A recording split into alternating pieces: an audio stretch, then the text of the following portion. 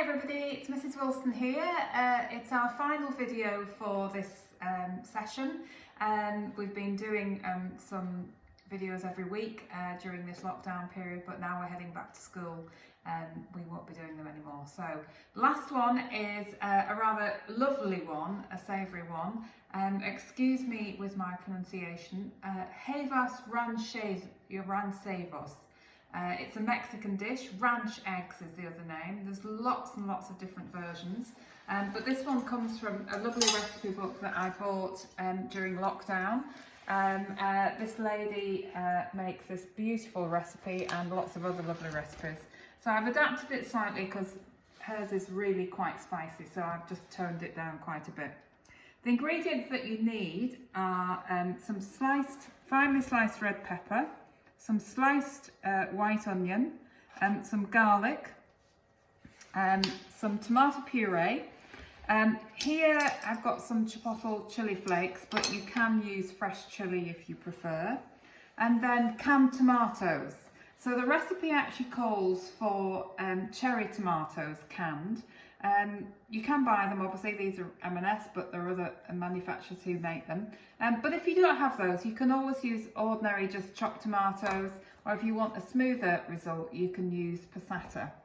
The next ingredient that it has in is lovely feta cheese, which is creamy.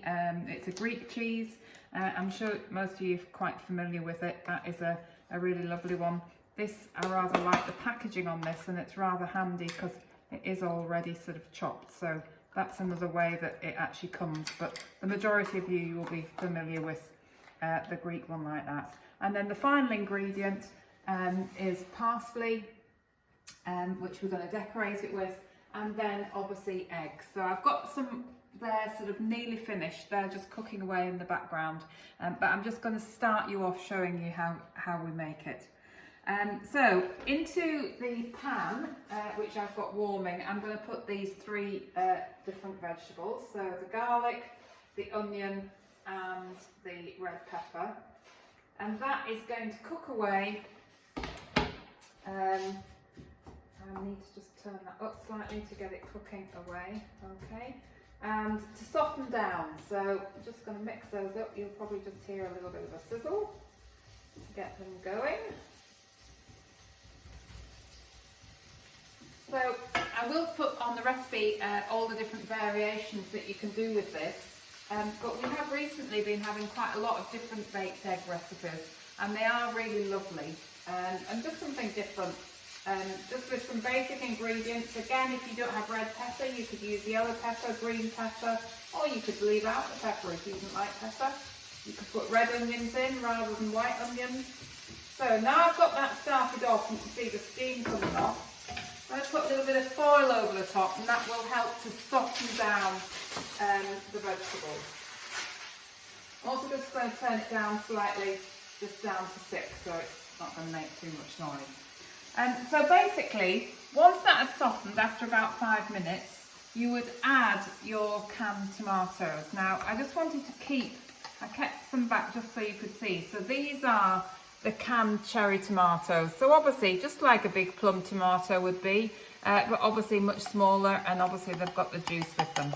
So once that mixture has had 5 minutes, which I'm not going to leave it for, you would add in, sorry, the one thing I have missed actually putting in with those vegetables was the chili flakes. So we want that to cook down with this, so we'll just sprinkle those on, okay, and leave those to cook down. So those 4 things are in the pan. After the 5 minutes, we would add the tomatoes and cook those down for a little while with some tomato puree. So that is just going to, I'm going to work with that a little bit later. Moving on, once you have got your tomato mixture nicely cooked, you would then add some cubed feta and crack in 4 or 3 or however many eggs you want, for depending how many people you've got. So that shows you what the finished dish sort of looks like. Onto that I'm going to put some flat leaf parsley. So basically I've just put some into a mug. One of the easy ways to chop it is just to do that with a pair of scissors. Obviously you can do it on a board if you prefer.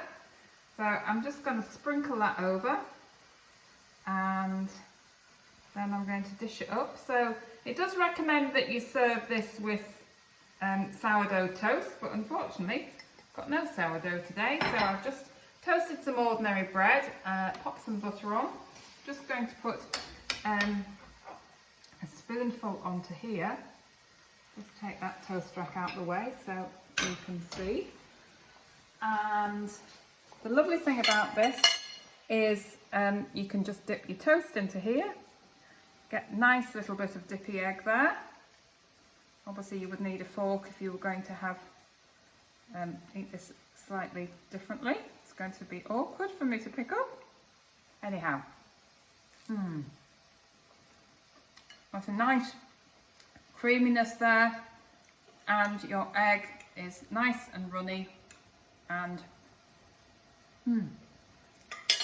a lovely breakfast dish, brunch dish, lunch dish, or a supper dish. I hope you enjoy making it. Try your variations, and I look forward to seeing you back in school very, very shortly. Bye!